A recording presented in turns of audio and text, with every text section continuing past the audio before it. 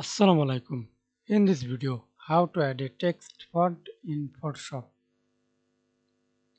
Okay, first of all, open your Photoshop. Then, before download your text font in Photoshop.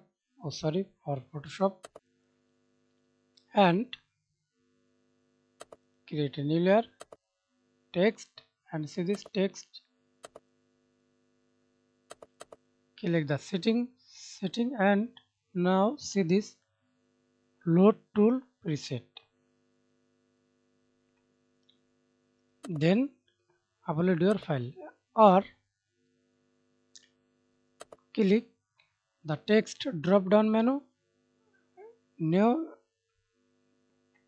Now we can see this many text font. Select any text font.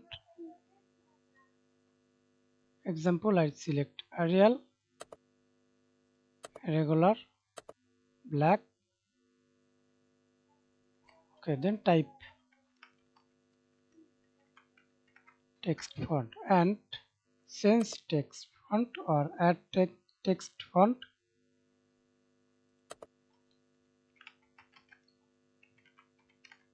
Okay, thanks for watching video. Please subscribe to my channel, like, comment, share.